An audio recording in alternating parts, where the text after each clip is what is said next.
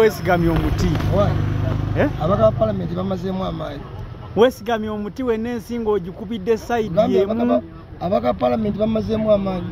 Bakoze ekyo kitakolekanga. Omuntu omu bamuwadde ssente z'omuluka n'azirira omu.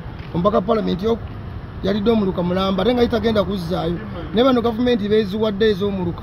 Bo balina okuzzaayo ssente zirimu baabawadde bakole bazize batekemu nekumagoba naye mbaka parliament yo yalidde omuluka mulamba.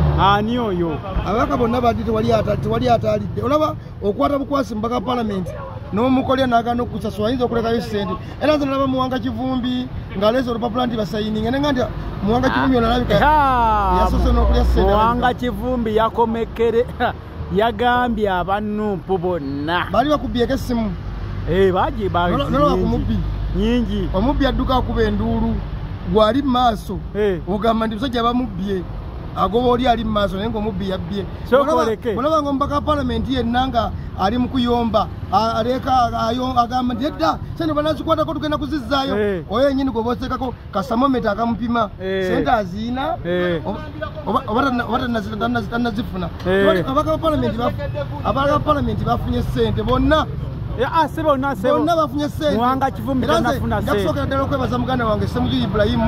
Ssemuju Ibrahim yagamba nti ssente zonna ezize zigabibwa mu parliament wali yali akkiriza nti yali azifunye. Kati kitegeeza nti abaka parliament ssente bazikoze eki. Mwami Museveni yawandiise ebbaluwa pulezidenti nga takkiriza nti oba ssente bazigabye oba tebazigabye n'akitwekera bannayuganda kati twalitse okuwa ebirowoozo ku bbaluwa yani ya pulezidenti. Ekitegeeza abaka parliament ssente bazikoze eki ssente bazifunye. Naye ffe tubalinze eno wansi gye batusanga Muwanga Kivumbi agenda n'agamba bannakyalobe Muwanga Kivumbi naye tumulinze bannakyalobe naye nga naye bannakyalobe Muwanga Kivumbi nalwo ku buno bakambwe bagambye nti agendaga waliwo Seeko omu namulaba yansanyasanyera era Seeko oyo bwoba omumanyi ina enkoko ye kubanga Muwanga Kivumbi lwaki mwogerako nnyo. Muwanga Kivumbi ziyankozesako n'agaana okunsasula. Muwanga Kivumbi bamuggyako kulukunya muwangulu akalulu akasooka. Muwanga Kivumbi atuyita Makolo Kavuma Mutyaba ow'Ekaggaba nange waliwo abantu bayitirivu nnyo twagenda nabo ne tutuula wakkano okukiza Besigye ku Katonga Road nga waliwo ne Honorable Kasibande Moses ayinza okuba omujulizi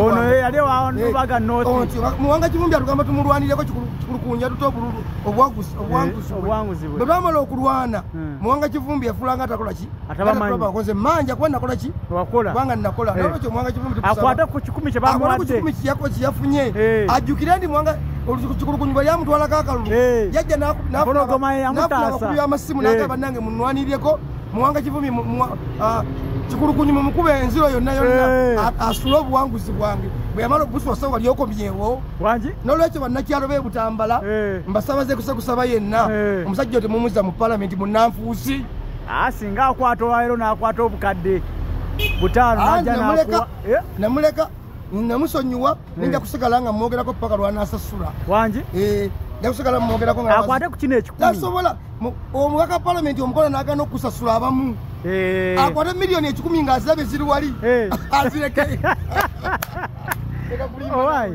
Lopo muwa magezi ki mu mbeera eno asanze okusomozebwa kungi mu parliament awo. Lopo namulabirawo nze kagenda kutomera yajja n'omuliro nga mungi nnyo. Leka naawe yajja n'omuliro Lopo yajja n'omuliro nga mungi nnyo yogera kino naye nga Honorable Masasi Mpuuga Nsamba yali alina omulimu wagutuusizza ng'era olaba nti bano abaana abaasibwe 18 be tunoonya ng'olaba agezaako okubudaabuda abazadde baabwe ng'olaba ne gavumenti yennyini atateeka akazito ng'abaana gavumenti mu kulowooza kwange gavumenti yali agulayo wiiki ng'egi esesema abantu abo nenjagala ombulya Lopo okuba yali akuta obwa Lopo kiki yali akozeewo ku bantu baffe abaabula. Yagambye agenda kukwata buli eyalidde akasente talina kyagenda kusooka kola kubanga yennyini yasooka n'okusookebwa okwate yennyini yeekwate Lopo yennyini yeekwate kubanga yabadde taliiwo mu ggwanga yamaze kuzira n'adduka yabadde bunaayira sente teyazifunyeeko sente bamala kuzifuna ne badduka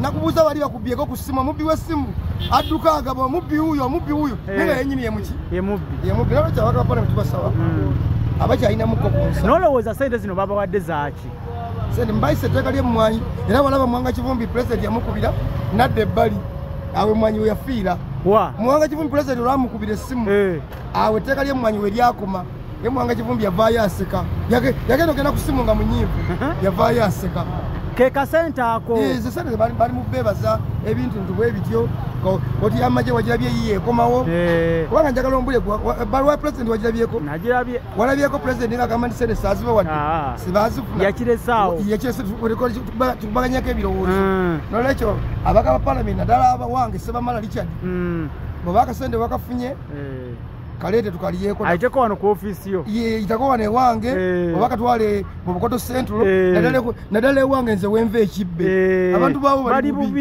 bali bubi akasente muleme kakwata mukezibika ate mutandika kuwoza tetwafunye baafuna miliyoni 5 nebafunye 29 kagabo bwe yazizzaayo obulabe byakwakakako owaye sokojje muzeeyi Mpologoma ensonga endala esente zino bwe ziba zabaweereddwa kuba size zisoose bazeewakana tusobola kufuna tutya obukakafu abasajja bano era ontemetemere sente zino obukadde 10 busobola yakugambye simanyi owulira tolina matu pulezidenti yagambye agenda kubalabisa katina kwegayirira pulezidenti atuyamba abalabise ate nange nsaba pulezidenti abalabise kubanga sente bazifuna ate bajja ne bazeegaana ne bawuddise eggwanga nti bafunye ki ne bali omuluka gumu awo njagala ontemetemere sente obukadde 10 busobola kukola ki obukadde 10 kati nga Sebamala bwabanga abuleese busobola okugenda ku ddwaliro laffe ery'Ekyannamukago ekigulira abalwadde